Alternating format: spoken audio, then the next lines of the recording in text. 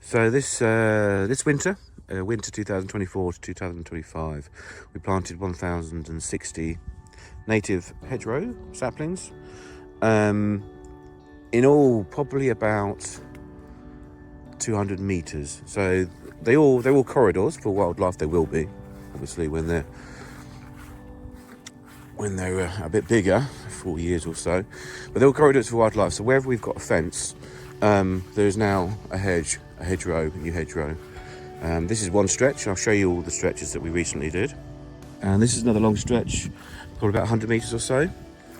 It's a bank as well, so native species, lots of hawthorn, hazel, oaks in here. Got some maples, a few crab apples as well mixed in. So that goes all the way down to the front gate over there. So both the sides of this track, there's also a hedge going all the way along that side, which was planted last year. So last year we planted 3,000, just over 3,000 saplings. So it's quite a lot being planted. We have 2 wildlife ponds now, larger ones, but I'm actually going to do probably another 2 more. These are filled with native plants, so water-based native plants. A lot of them are lilies and things like that, but a lot of them are actually on the base of the ponds to oxygenate the water, so it's like a grass matting on the bottom. But they're all native, so they're all local. There's 2 ponds, this is one of them. And this is the second pond. All the edges are very, very shallow. So any mammals, muntjacs, hedgehogs, even birds are able to drink from the edges and then get back out again because there's sloped edges to the side. We are going to put lots of habitats on the outside for frogs and newts and things like that to scurry away into if they want to. But the water is super clean, and that happened almost instantaneously once the plants were put inside the ponds. So there's going to be I'm hoping to get another 2 ponds, maybe this year or next year. We planted 26 native apple, plum and pear trees. These follow a path that goes through the meadows. So it goes up about 70 meters or so. They're all doing really well. So we protected these mainly from the muntjacs and rabbits who love to eat these, but they're all native and every single one is different. So they're all different varieties. So a few years from now, this will look beautiful and also be excellent pollinators for bees in the spring, summer months. But that follows all the way up there, right to the top over there. These are crab apples. So we planted them in groups at locations within the sanctuary that I don't tend to have any use for. So I need to hay bale. There's about 6 acres or so there that are hay bale. But these are in corners. So wherever there's a kind of corner that the tractors can't get to, I've been planting crabapple trees. So they're bunched together in little groups. So this is this common lane. So the common lane comes along here. That is an old crabapple tree. Unfortunately, its branches keep falling off. So there is a tree line of fairly old trees that goes along directly on common lane, and then just behind that I've got a couple of fences, and there are some natural growth of trees that are happening along a strip, sort of 6 meter strip around the front there. But we've also been planting hornbeam. So there are lots of randomly planted hornbeam saplings in this verge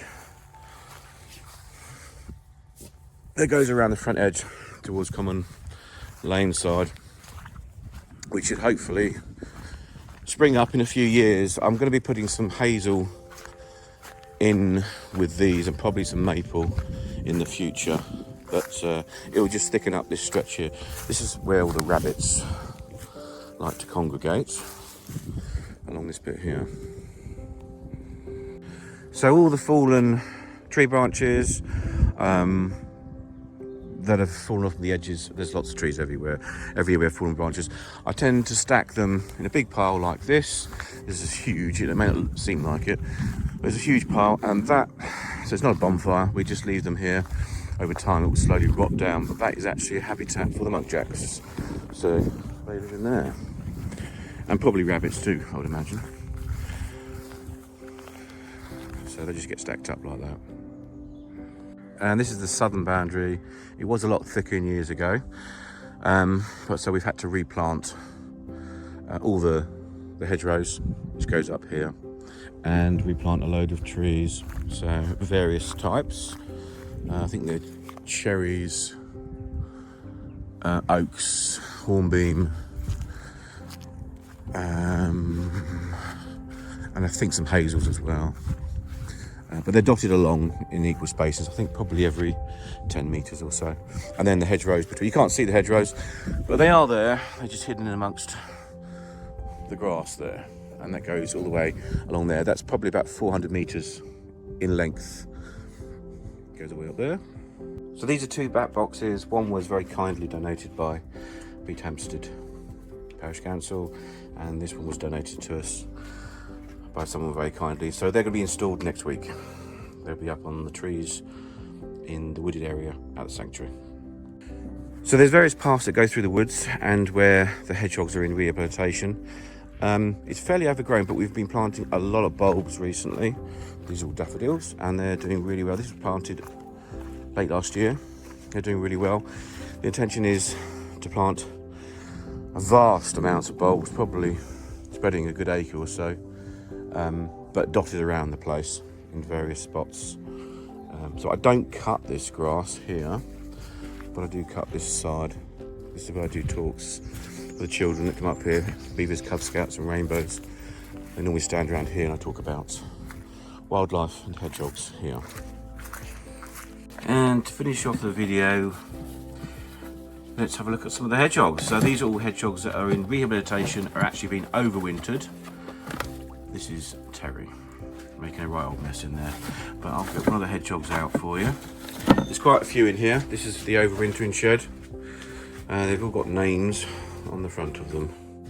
All the hedgehogs that have been overwintered. And they're all going to be released probably the next 3 weeks or so. And this is Terry, who makes a complete mess of his house. Very, very healthy. I had a few baths recently as well. Put on loads of weight. That's Terry. And this is Dimitri, one of the hedgehogs in rehabilitation, who's come out to say hello. Had a few problems when he came in, but been doing really well. Lots of baths. Still has some issues, but will be released hopefully back into the wild in 3 weeks.